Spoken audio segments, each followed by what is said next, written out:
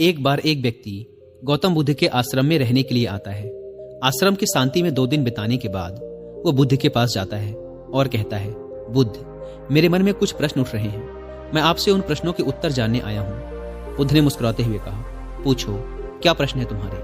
व्यक्ति ने कहा, बुद्ध, मैं अपने जीवन से बिल्कुल भी खुश नहीं हूँ। दुखों और मुसीबतों के पहाड़ ने मेरे जीवन को नर्क बना रखा है। मेरी जिंदगी में कुछ भी अच्छा नहीं चल रहा, कुछ भी।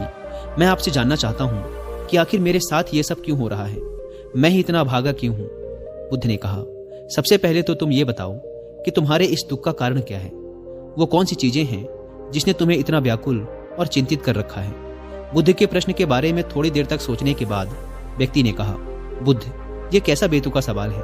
मैंने आपसे प्रश्न किया और आप उत्तर देने की बजाय मुझे इसे वापस प्रश्न कर रहे हैं। व्यक्ति की बात सुनकर बुद्ध मुस्कुराए और बोले, दुख तुम्हारा है तो इसका कारण भी तुम्हें ही पता होना चाहिए। अगर तुम्हारे दुख का कारण तुम्हें ही नहीं पता तो फिर तुम मुझसे कैसे उम्मीद कर सकते हो कि मुझे तुम्हारे दुख का कारण पता होगा? व्यक्ति ने कहा, बुद्ध, लेकिन लोग तो कहते हैं कि आप भगवान हैं, आप सब कुछ जानते हैं, आप लोगों के मन को पढ़ लेते हैं, फिर आपको मेरे दुख का कारण तो पता ही होगा।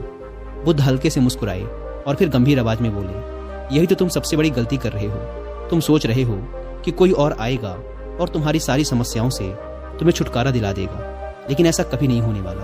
अगर तुम्हारी परेशानियों से तुम्हें कोई छुटकारा दिला सकता है तो वो तुम खुद हो। तुम्हें लगता है कि मैं बुद्धत्व को प्राप्त हो चुका हूँ तो मैं तुम्हारी समस्याओं को खत्म कर सकता हूँ। नहीं, मैं भी तुम्हारी ही तरह हूँ। बस फर्क ये है कि अब मेरे अंदर कोई उलझन शेष नहीं रह गई। सब कुछ स्पष्ट हो चुका है और जिस दिन तुम्हारे अंदर की भी सारी उलझनें समाप्त हो जाएंगी, उस दिन से तुम्हें भी अपनी समस्याओं के समाधान के लिए किसी बुद्ध के पास जाने की जरूरत नहीं पड़ेगी। बुद्ध ने व्यक्ति से पूछा, क्या तुमने कभी किसी पुष्प को ध्यान से देखा है? यह सुन व्यक्ति आश्चर्यचकित होकर बोला, बुद्ध, पुष्प तो एक बहुत ही साधारण सी चीज है, उसे तो सभी ने देखा है। बुद्ध ने कहा, पुष्प भोर सवेरे के अंधकार में बस एक कली होता है।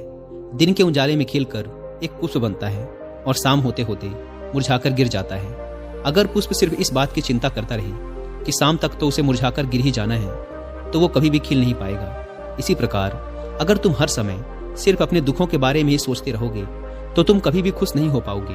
अगर तुम थोड़ा ध्यान से देखो तो तुम पाओगे कि अब भी तुम्हारे जीवन में ऐसी बहुत सी चीजें हैं जिनके लिए तुम अभी खुश हो सकते हो, जिनके बारे में सोचकर तुम मुस्कुरा सकते हो, अंदर से खुश हो सकते हो। तो मैं तुमसे कहना चाहता हूँ कि तुम अपने जीवन की कमियों की बजाय अपने जीवन की इन अच्छाइयों पर ध्यान दो। अगर तुम्हें अपने जीवन में खुशी चाहिए तो तुम्हें इस शाश्वत नियम का पालन करना ही पड़ेगा। जीवन की अच्छी और सकारात्मक चीजों की तरफ ध्यान देना ही पड़ेगा। मैं तो केवल तुम्हें रास्ता दिखा सकता हूँ, उस रास्ते पर चलने का तरीका बता सकता हूँ, लेकिन अगर तुम खुश रहना चाहते हो तो उस रास्ते पर चलना तो तुम्हें ही पड़ेगा। बुद्ध के मुंह से ऐसी बातें सुनने के बाद वह व्यक्ति थोड़ी देर तक शांत बैठा रहा। फिर उसने कुछ सोचते हुए कहा, लेकिन बुद्ध, एक बात मेरे समझ में नहीं आ रही। क्या मेरे जीवन की सारी समस्याओं का समाधान एक ही बार में किया जा सकता है? बुद्ध ने बहुत ही शांति से जवाब देना शुरू किया। मान लो कोई भविष्य देखने वाला व्यक्ति तुम्हें यह बता देता है कि आज शाम तक तुम्हारी मृत्यु निश्चित है, तो क्या ये जानने के बाद तुम उन बातों की चिंता करोगे जिनके बारे में सोचकर तुम अभी चिंतित हो रहे थे? नहीं, तुम्हें कोई ऐसी समस्या याद भी नहीं आएगी जिसके लिए तुम अभी चिंतित हो रहे हो, क्योंकि उस समय तुम केवल जीवन की उस सच्चाई के बारे में सोच रहे होगे जिसे लोग मृत्यु कहते हैं। और अचानक तुम्हें महसूस होगा कि जिन छोटी छोटी बातों को तुम अपने जीवन की सबसे बड़ी समस्या समझकर बैठे थे वो तो कुछ भी नहीं थी। अचानक तुम्हें लगेगा कि चिंता करना तो व्यर्थ है, मैं तो शाम तक इस दुनिया को छोड़कर जाने वाला हूँ। और तुम्हें अपने जीवन के वो सारे पल व्यर्थ लगेंगे जो तुमने चिंता, जलन और बेवजह के दुख में बिताए थे। लोग बोलते तो हैं, लेकिन वो कभी भी अंदर से स्वीकारते नहीं कि एक दिन उन्हें भी इस दुनिया को छोड़कर जाना है।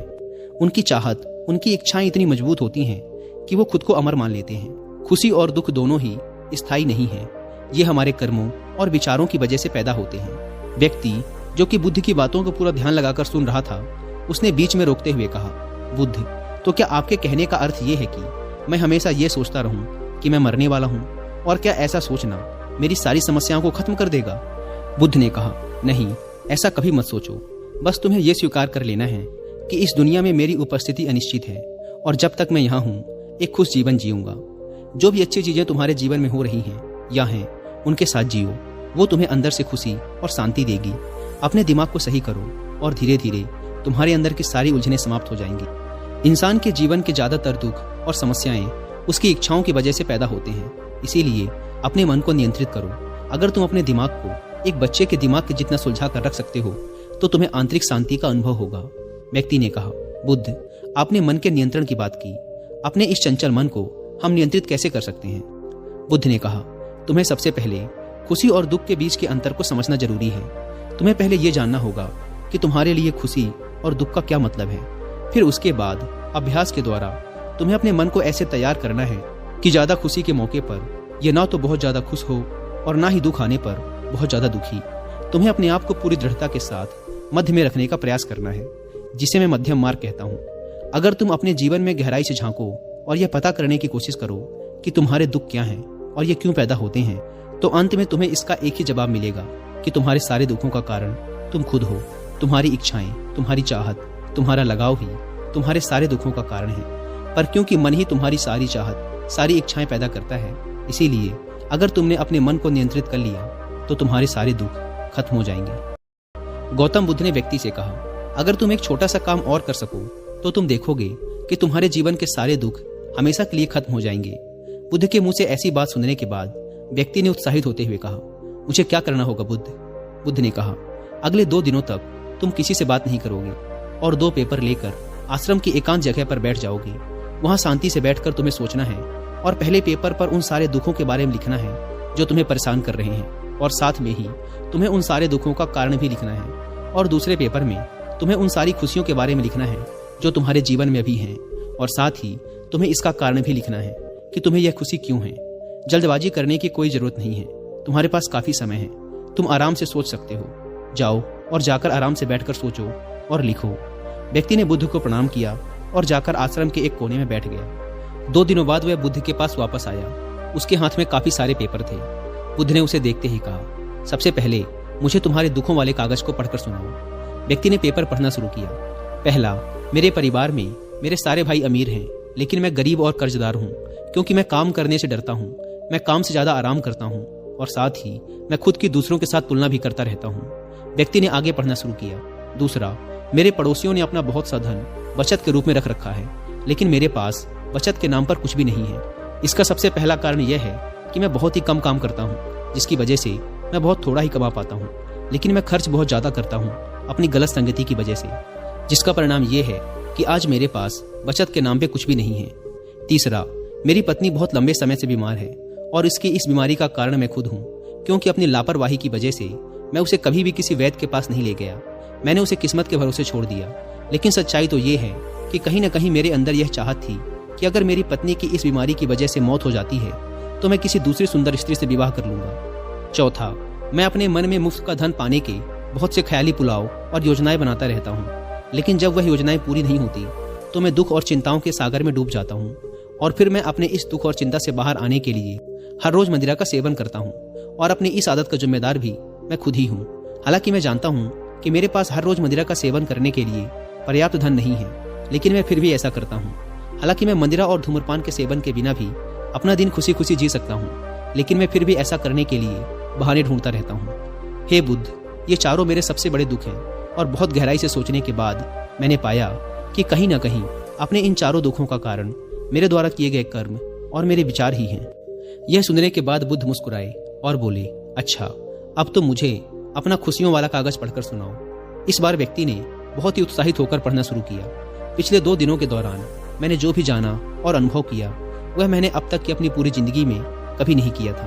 पिछले 2 दिनों के दौरान मैंने यह महसूस किया कि मेरे अंदर असीम शांति और आनंद का सागर भरा पड़ा है, और मैं अपने इस अनुभव को पाकर बहुत प्रसन्न हूँ। मेरी खुशी के कारणों की सूची बहुत लंबी है, जिसे पढ़कर आपको सुनाने में बहुत लंबा समय लग जाएगा। व्यक्ति के मुंह से ऐसी बातें सुनने के बाद बुद्ध मुस्कुराए और बोले, सिर्फ तुम्हारे लिए ही नहीं बल्कि हम सब के लिए भी कारण एक समान ही होते हैं।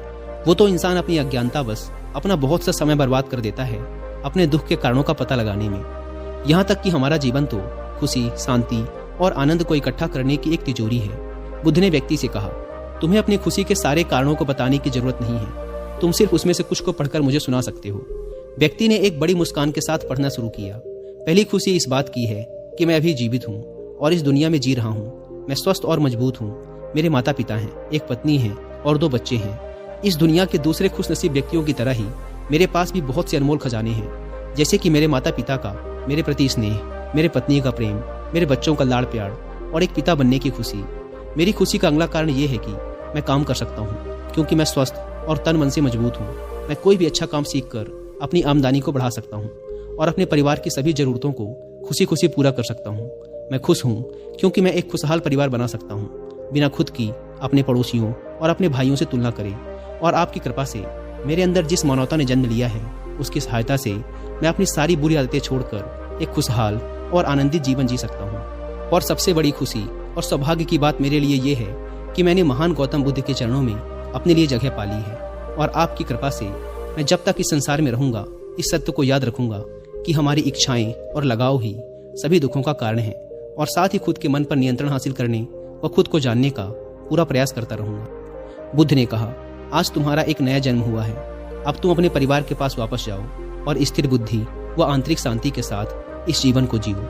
और आज के बाद जब भी तुम्हारे जीवन में तुम्हारी परेशानियों से उपजा दुख तुम्हें घेरने की कोशिश करे, तो खुद से कहना कि जीवन बहुत छोटा है और मैं इस जीवन में अपनी चिंताओं और दुख का गुलाम बनने नहीं आया हूँ।